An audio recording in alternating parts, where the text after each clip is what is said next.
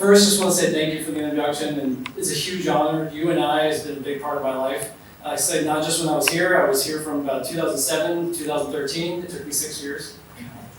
We'll get to that story. But I think everything I've done from the time I graduated to now has still been in some way involved with UNI, whether with faculty, with staff, with some students involved as well. I've worked with the STEM program in the area. I'll get to this in my story, but I switched majors 6 times, so I kind of got around. And, but so it's a huge honor. The faculty here, I always have people ask, and the questions you were talking about, what is it about UNI that you really appreciated, the experience, what made it a good place, is honestly the faculty. I grew up in Cedar Falls, so I did not really take advantage of being on campus like most other people would.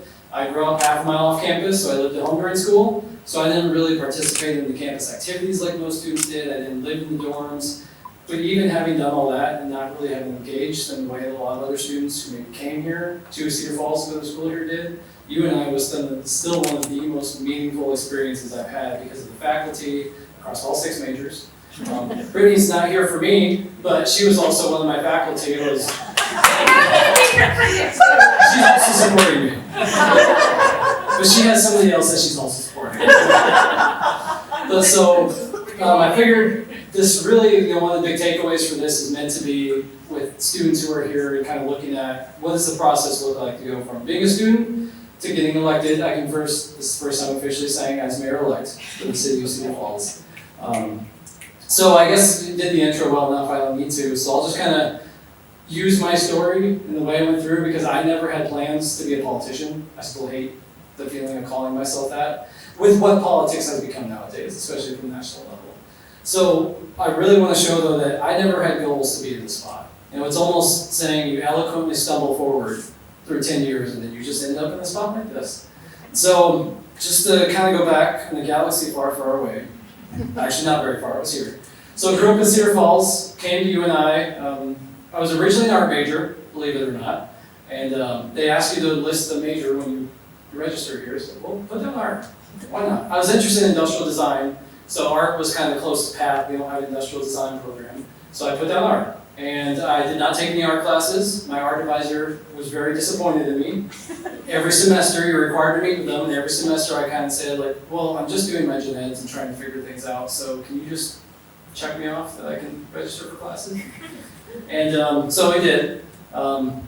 So then did my gen eds and took a semester off. So I did 3 semesters, took a semester off to figure out my life, which clearly you do in a semester. A lot of soul searching. So I came back and did electrical engineering and manufacturing technology as a dual major. Again, still looking at the industrial design route, but more to the engineering side. The next semester switched to computer science and physics. I was also a big nerd growing up and was interested in 3D digital art, entertainment design. So art for games, video games, animation, cinematics, and withdrew from that semester over 3 weeks in, which means you still have to pay your tuition, which my mom is in the back, and she very much remembers me having to explain to her, what do you mean I'm still paying your tuition and you're not taking the classes? I remember when I went into admissions to talk to them about it, they're like, well, you passed the cutoff date, so you still have to pay for it. They're like, unless, are you depressed? It's like, if I have to pay for this, I might. But in credit to admission, I believe they gave me a 25% off. So thank you for that.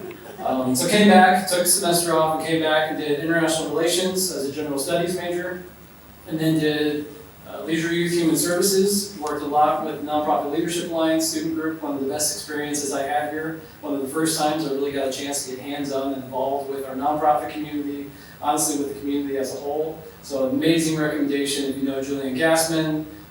Angie Whitner now at the time was here, so did a lot of work with them.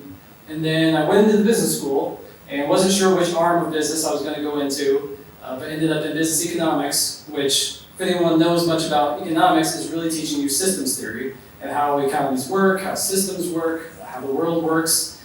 You graduate wondering, what's my technical skill? But then you suddenly realize it's actually incredibly valuable to have a sense of what's the difference between money and value and how you create value for people and for the economy as a whole and for society as a whole.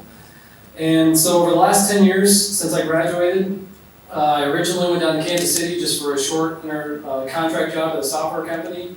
Your mom can get you a job sometimes. My mother did that.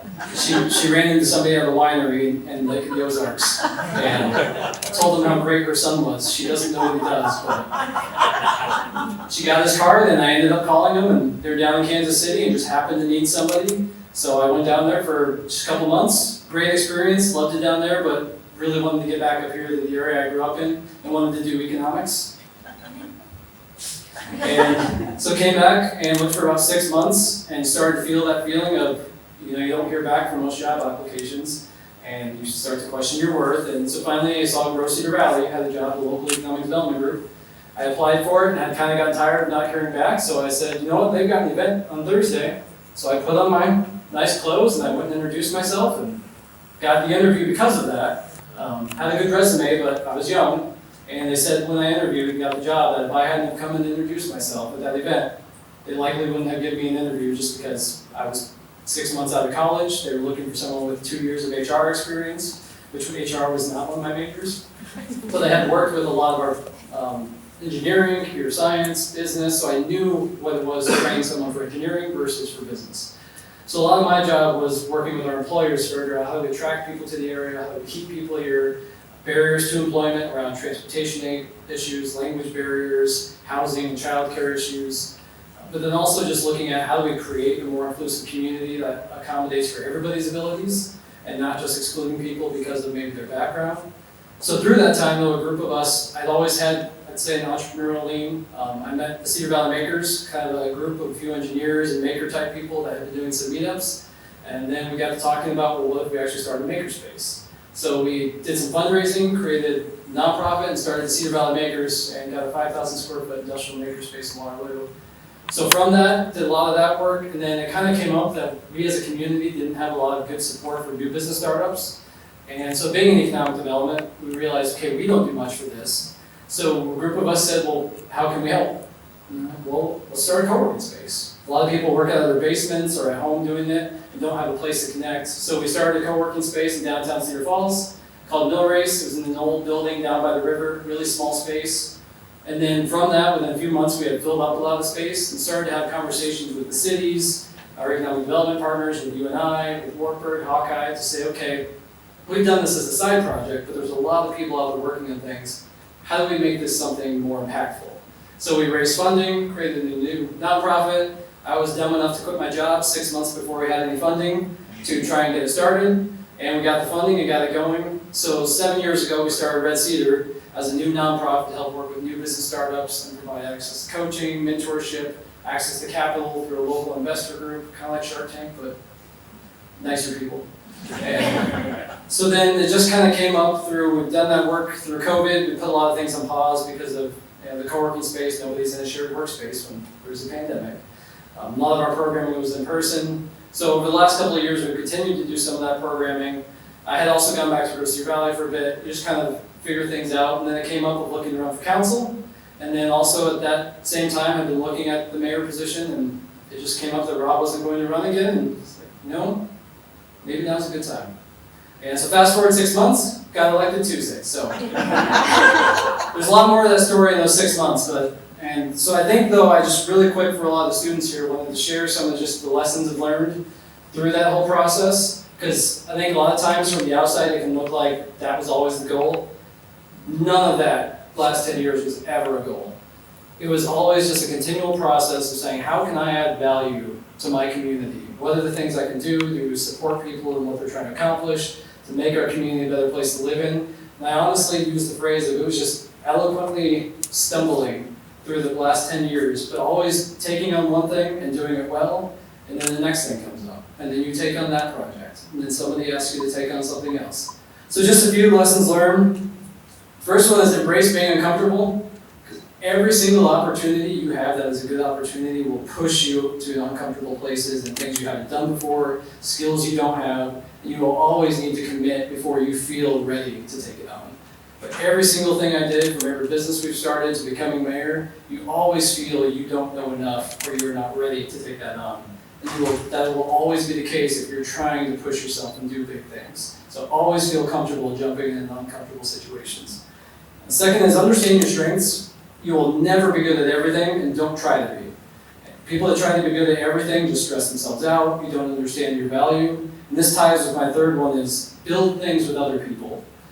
Every single project I've done, from the makers to running for mayor, it wasn't just me. Now the mayor, there's only one mayor, so only one person can get elected. But we had a team of 15 people helping with the campaign.